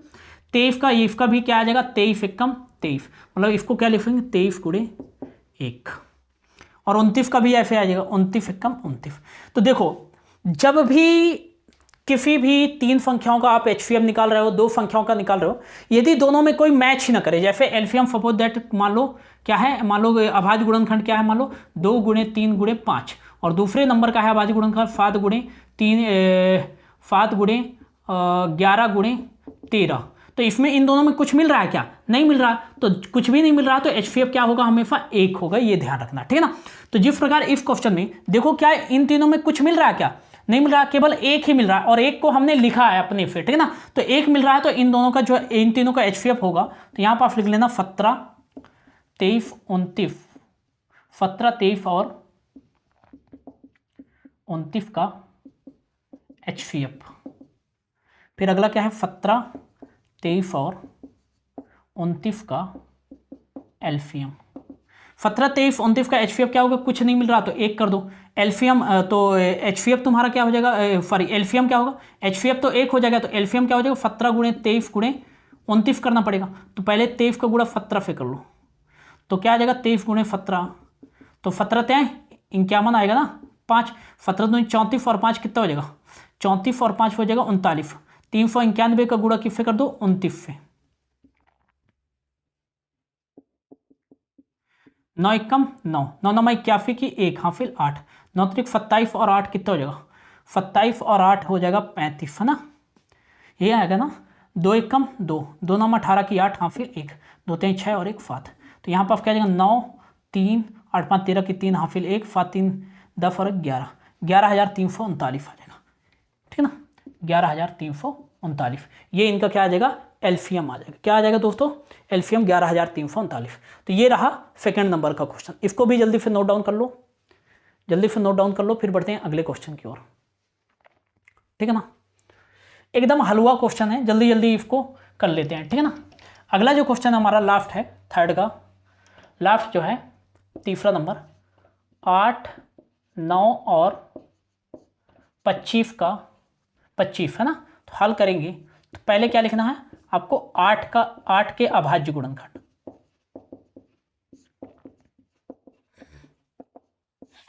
दूसरा क्या लिखना है 9 के अभाज्य गुणनखंड, तीसरा हमको लिखना है 25 के अभाज्य गुणनखंड, ठीक है ना। देखो 8 का अभाज्य गुणनखंड क्या होगा 2 चौको 8, 2 दूनी 4, 2 एकम 2, मतलब इसका आया 2 गुणे 2 गुणे 2, है ना। अगला 9 का क्या होगा अभाज्य गुणनखंड 3 त्रिका 9, 3 एकम 3, मतलब तो इसका कितना है 3 गुणे 3। अगला 25 है ना, 25 का 5 गुणे 5 आएगा, है ना, 5 25, 5 एकम 5, तो 5 गुणे 5। अब देखो इन तीनों में कुछ मिल रहा है क्या, नहीं मिल रहा, तो अपने से क्या कर लो एक का गुणा कर लो, सभी में एक का गुणा कर लो, ठीक है ना। तो एक का गुणा करेंगे कोई भी फर्क नहीं पड़ेगा, 5 25 एकम 25 ये भी रहेगा, 3 का 9 एकम 9 यही रहेगा, है ना। तो इनका जो आपका क्या आ जाएगा HCF, तो लिखोगे 8, 9 और 25 का HCF। फिर दूसरा लिखोगे 8, 9 और 25 का LCM। तो 8, 9, 25 का HCF कितना होगा दोस्तों, HCF 1 होगा, तीनों में एक ही मिल रहा है, और LCM कितना होगा बताओ, तो 2 गुणे 2 गुणे 2 गुणे 3 गुणे 3 गुणे 5 गुणे 5, तो 2 दूना 4 नहीं कि 10 बना लो इसको, 2 पंचे 10, 10 दूना 20, 20 दूना 40 और 40 पंचे 200, 200 4 पंचे 20, हाँ 200, 200 दूनी त्याई जो है 600, 6 त्रिक 18, 1800 आ जाएगा, कितना आ जाएगा LCM जो आ जाएगा 1800 आ जाएगा, ठीक है ना। कितना आएगा दोस्तों 1800 जो है इनका क्या आ जाएगा, इनका जो है LCM आ जाएगा। तो इसको जल्दी से नोट डाउन कर लीजिए, जल्दी से इनको नोट डाउन कर लीजिए, फिर बढ़ते हैं अगले क्वेश्चन की ओर, ठीक है ना। होप आप लोगों ने जो है इसको नोट डाउन कर लिया होगा। अब बढ़ते हैं अगले क्वेश्चन की ओर, ठीक है ना। तो अगला क्वेश्चन जो है मैं इसको मिटा देता हूँ, ठीक है ना, इसको मिटा देता हूँ। अगला जो क्वेश्चन है, और ये मोस्ट इंपॉर्टेंट क्वेश्चन है, IMP क्वेश्चन का लीजिएगा इसको, ठीक है ना। IMP क्वेश्चन है, क्वेश्चन ये है, हल कर लेते हैं पहले। क्वेश्चन दिया है कि HCF ब्रैकेट में 3 फ 6, 657 बराबर कितना है 9 दिया है, तो LCM यही दो नंबर 3 फ 6 और 657 ज्ञात करना है। मतलब ये है कि HCF आपको दिया है कितना है 9 है, ये दो नंबर हैं और इनका HCF 9 है, तो आपको LCM ज्ञात करना है। क्या करना है LCM, तो मैंने सूत्र बताया था, तो पहले HCF कितना दिया है आपको 9 दिया है। पहला नंबर क्या है N1, पहला नंबर क्या है 3 फ 6 और दूसरा नंबर N2 कितना है 657, क्या है 657। बस सूत्र लगा दो, फार्मूला जो होता है आपका दो संख्याओं का गुणनफल क्या होता है, दो संख्याओं, या कि पहले ये लिख लो, और लिख लो आप HCF इंटू एल्फियम बराबर दो संख्याओं का गुणनफल, दो संख्याओं का गुणनफल। चेंज कर दो, कोई दिक्कत नहीं है, ठीक है ना। HCF आपका कितना है, तो यहाँ पर आप देखो मल्टीप्लाई वाली संख्या जो है ना बट्टे में जाती है, तो मल्टीप्लाई में क्या है, पहले मान रख लो। HCF कितना है 9, तो 9 की जगह 9 रख लो। एल्फियम हमको निकालना है तो एल्फियम लिख लो, दो संख्याओं का गुणनफल मतलब N1 इंटू N2 आ जाएगा, है ना। तो यहाँ पास 9 है तो 9 लिखो, गुणे है तो गुणे, एल्फियम है तो एल्फियम लिख दो। पहला नंबर क्या है 306 लिख दो दोस्तों। फिर दूसरा नंबर क्या है N2 कितना है 655 लिख दो। कितना लिख दोगे 655। अब देखो 9 इंटू एल्फियम इक्वल 306 इंटू 655 है, तो हमेशा याद रखना कि मल्टीप्लाई वाली संख्या जो है बट्टे में जाती है। जैसे यहाँ पास मैंने ले लिया 5 गुणे a बराबर कितना है 10, तो ये मल्टीप्लाई में है तो ये बट्टे में जाएगा, मतलब a बराबर इधर क्या आ जाएगा 10/5 आ जाएगा, मतलब गुणे में 5 था तो 5 बट्टे में चला गया, है ना। तो इसी प्रकार मल्टीप्लाई में 9 है तो 9 कहाँ चला जाएगा, बट्टे में चला जाएगा, तो इधर क्या बचेगा एल्फियम, तो ये हो जाएगा 306 गुणे 655 बटे 9 आ जाएगा। और 9 का पहाड़ा इसमें कितने बार जाएगा 30 में, तो 3 बार जाएगा, 9 त्रिक 27 है ना। बचा कितना 27 से ले लिए तो 3 बचा, मतलब 36 हो गया, 9 चौको 36, तो मतलब कितने बार में कट गया 34 बार में।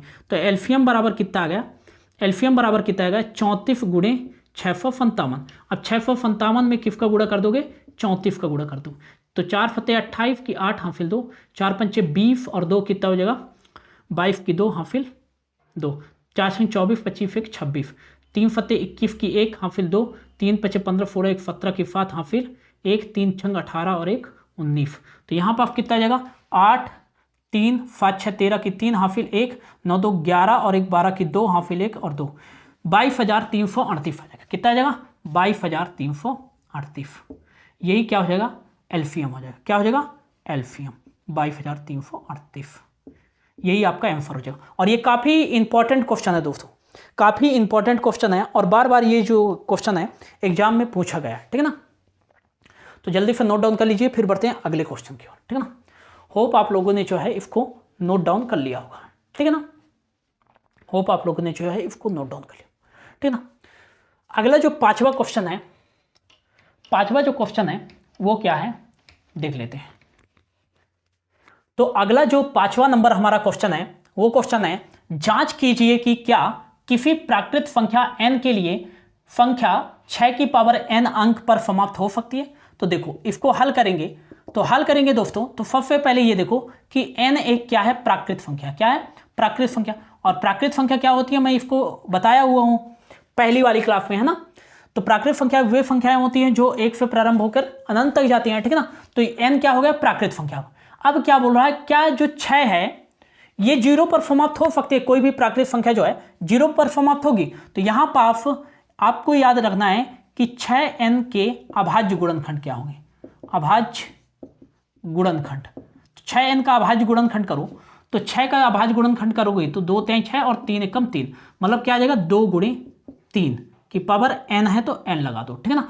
तो यहां पर ये निकल रहा है कि 6 जो है 6 के अभाज्य गुणनखंड में जो है 2 × 5 नहीं आता है। इसका मतलब क्या हुआ, कोई भी प्राकृत संख्या, कोई भी प्राकृत संख्या जो 0 पर समाप्त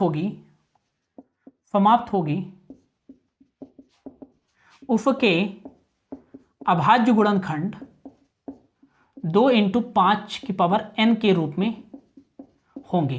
कैसे, जैसे ये जो 10 है 0 पर समाप्त हो रही है, तो 2 पंचे 10 5 एकम 5, तो देखो ये 2 × 5 के रूप में समाप्त हो रही है। क्यों, क्योंकि इसके जो है लास्ट में जो है 0 आ रहा है। तो कोई भी प्राकृत संख्या यदि वो 0 पर समाप्त हो रही है तो उसमें 2 × 5 आएंगे ही आएंगे। तो क्या 6 में 2 × 5 आ रहा है अभाज्य गुणनखंड में, नहीं आ रहा है। तो इसलिए जो है 6 एक जो क्या पूछा है कि 6 जो है 6 के अभाज्य गुणनखंड लिख लेना, अभाज्य गुणनखंड 2 × 5n के रूप में नहीं है, इसलिए यह 0 पर समाप्त नहीं होगी, ठीक है ना। ये आपका आंसर हो जाएगा। इसको जल्दी से लिख लो, जल्दी से लिख लो। फिर बढ़ते हैं अगले क्वेश्चन की ओर। अगला क्वेश्चन है दोस्तों 6वां नंबर प्रश्नावली 1.1 का, व्याख्या कीजिए कि 7 × 11 × 11 + 13 और 7 into 6 into 5 into 4 into 3 into 2 into 1 plus 5 भाज्य संख्याएं क्यों हैं। मतलब ये भाज्य संख्याएं तो हैं लेकिन क्यों हैं ये हमको क्या करना है, सिद्ध करना है, मतलब व्याख्या करना है। हल लिखेंगे तो पहला लिखोगे प्रथम फर्तानुसार, प्रथम फर्तानुसार। तो पहला कंडीशन जो है क्या है, पहला है 7 इंटू 11 इंटू 13 प्लस 13।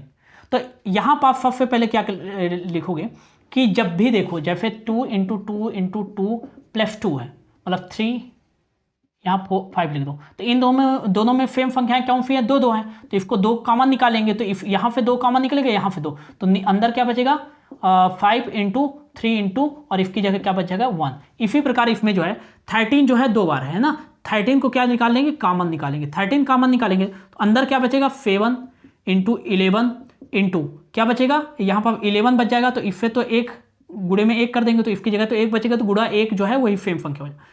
प्लस क्या बचेगा 13 निकालिए तो क्या बचेगा, कुछ नहीं बचेगा, तो 1 हमेशा लिख देते हैं, ठीक है ना। समझ में आया कि नहीं आया। तो यहाँ पास क्या हो जाएगा 13 और 11 7 कितना होता है 77, प्लस कितना हो जाएगा 1। नहीं तो ऐसे लिख लो आप गुणा, नहीं आपको कन्फ्यूजन होगा है ना। 13 कॉमन निकाले तो यहाँ पास क्या बचेगा आपका 7 बचेगा, गुणे में कितना बचेगा 11 और गुणे 13, इससे कॉमन निकालिए तो क्या बचेगा, कुछ नहीं बचेगा तो 1 लिखेंगे, ठीक है ना। प्लस यहाँ से 13 निकाले कुछ नहीं बचेगा तो 1 लिखेंगे। समझ में आया। तो यहाँ पास क्या आ जाएगा 13, तो 11 7 77, एक कम कितना आ जाएगा 77, प्लस का क्या बचेगा 1, ठीक है ना। तो यहाँ पास क्या आ जाएगा 13 गुणे कितना हो जाएगा 78, और 13 गुणे 78 करोगे तो यहाँ पास जो है देखो 13 जो है 13 के टेबल में भी आएगा, 1 के टेबल में भी है, लेकिन 78 जो है 78 के टेबल में भी आएगा, 1 के टेबल में भी आएगा, और यहाँ पास 13 छंग 78, मतलब कि जो भाज्य संख्याएं होती है, जैसा कि हमने पहले वाले एक क्लास में पढ़ा कि भाज्य संख्याएं वे संख्याएं होती है जो स्वयं और एक और किसी तीसरी संख्या से भी डिविजिबल हो, मतलब कि विभाजित हो, तो वो संख्याएं भाज्य संख्याएं कहलाती हैं। तो ये संख्या जो है स्वयं एक के अलावा किसी तीसरी संख्या से भी विभाजित है, इसलिए जो है 13 इंटू 17, मतलब इसको गुणा करके भी देखोगे तो ये क्या हो जाएगी भाज्य संख्या कहलाएगी। तो यहां पर आप लिखोगे कि यह एक भाज्य संख्या है, भाज्य संख्या है क्योंकि यह इसके 2 से ज्यादा अभाज्य गुणनखंड है, अभाज्य गुणनखंड हैं, और 2 से ज्यादा जिसके अभाज्य गुणनखंड हो तो वो भाज्य संख्या कहलाती है। ये आ गया।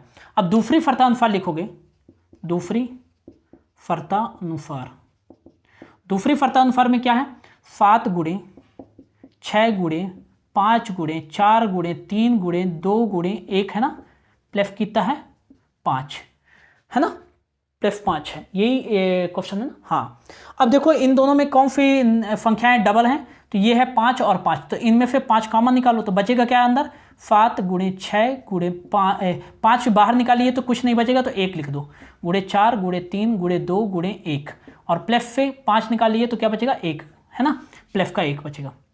अब इनका गुणा कर दो तो यहाँ पर 5, तो यहाँ पर आप गुणा करोगे तो 2 का गुणा 1 से करोगे 2 1 कम 2, फिर 2 का गुणा 3 से करोगे 2 3 6, अब 6 का गुणा 4 से करोगे 6 चौको 24, 24 का गुणा 1 से करोगे 24 से कम 24, 24 का गुणा 6 से करोगे 24 छिक्का कितना होता है 24 छिक्का 144 होता है, 6 चौको 24 की 4, हाँ फिर 2, 6 दूनी 12 और 13 1 14, 144, और 144 का गुणा आप किससे कर दो 7 से कर दो, तो 7 चौको 28 की 8, हाँ फिर 2, 7 चौको 28 29 30 की फुन, हाँ फिर 3, 7 1 कम 7 और 3 10, मतलब 1008 आ जाएगा। तो यहाँ पर आप लिखोगे 1008 और प्लस में क्या बचेगा 1 बचेगा, तो यहाँ पर 5 गुणे कितना हो जाएगा 5 और 1008 में 1 जोड़ोगे तो 1009, तो इसको क्या लिख सकते हैं बताओ 1008 में प्लस 1 जोड़ोगे, इधर लिख देता हूँ ऊपर, यहाँ पास क्या आ जाएगा 5 1008 प्लस 1, तो यहाँ पास जो है 5 1008 में 1 जोड़ोगे तो 1000 कितना आ जाएगा 9, अब 5 गुणे क्या कर दोगे